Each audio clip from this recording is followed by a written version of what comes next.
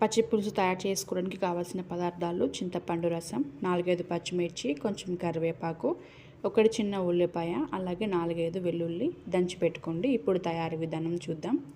ముందుగా పొయ్యి వెలిగించి బాండి పెట్టుకొని అందులో ఆయిల్ వేసుకోండి. ఆయిల్ వేసుకున్నాక ఆయిల్ హీట్ అయ్యాక అందులో కొంచెం ఆవాలు, జీలకర్ర వేసుకోండి.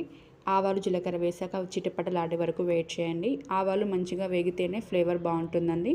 ఇప్పుడు ఇందులోకి పచ్చిమిర్చి వేసుకోండి. పచ్చిమిర్చి వాటర్ లేకుండా చూసుకోండి. వాటర్ ఉంటే మన పైన చిల్లిపోతుంది, అందుకని వాటర్ లేకుండా చూసుకొని వేసుకోండి. పచ్చిమిర్చి కూడా వేగాక ఇందులో కొంచెం 1/2 టీ స్పూన్ పసుపు వేసుకోండి. నేనైతే 1/2 టీ స్పూన్ వేస్తున్నానండి, కలర్ బాగుంటుందండి. పసుపు ఎక్కువ వేసుకున్నా కూడా 1/2 టీ స్పూన్ పసుపు వేసుకొని పచ్చివాసన పోయేంత వరకు కలపండి. పసుపు మంచిగా వేగాక ఇందులోకి మనం కరివేపాకు యాడ్ చేసుకోవాలండి. కరివేపాకు వాటర్ లేకుండా చూసుకోండి. కరివేపాకు కూడా, ఎందుకంటే వాటర్ ఉంటే మన పైన చిల్లిపోతుందండి, అందుకని కొంచెం ఆరబెట్టుకోండి. కరివేపాకును కూడా ఒక గుప్పెడు సరిపోతుందండి. కరివేపాకు కూడా వేసుకొని చిటపటలాడేంత వరకు వెయిట్ చేయండి. కరివేపాకు ఫ్లేవర్ చాలా బాగుంటుందండి ఈ చారులోకి. కరివేపాకు కూడా వేసి కొంచెం వెయిట్ చేయండి, కలపండి. ఇవన్నీ పూర్తిగా వేగిపోతాయండి.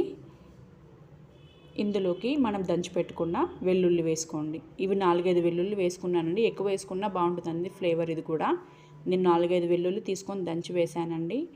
వెల్లుల్లి కొంచెం వేగాక ఇందులోకి 1 టీ స్పూన్ ఉప్పు తీసుకొని వేసుకోండి. ఉప్పు 1 టీ స్పూన్ సరిపోతుందండి. నేనైతే నార్మల్ చింతపండు తీసుకున్నానండి, స్వీట్గానే ఉండి మా ఇంట్లో ఉన్నాయి, సో దానికి 1 టీ స్పూన్ సరిపోతుంది. ఇప్పుడు ఒక బౌల్ నిండా చింతపండు రసం వేసుకోండి ఇందులోకి. ఈ టైంలో స్టవ్ ఆఫ్ చేసేయండి. ఇది మరగాల్సిన అవసరం ఏమీ లేదు. స్టవ్ ఆఫ్ చేసేసుకొని మంచిగా కలిపేసుకోండి. ఇప్పుడు ఇందులోకి మనం ముందుగా కట్ చేసి పెట్టుకున్న ఉల్లిపాయలు ఉంటాయి కదండి, అవి పైనుంచి వేసుకోండి. ఉల్లిపాయలు పచ్చిమిర్చితో పాటు వేయద్దు, ఈ టైంలోనే వేసుకోండి. టేస్ట్ చాలా బాగుంటుందండి, తింటుంటే చాలా క్రంచీగా ఉంటుంది. ఓకే అండి, ఇంతే అండి, అయిపోయింది.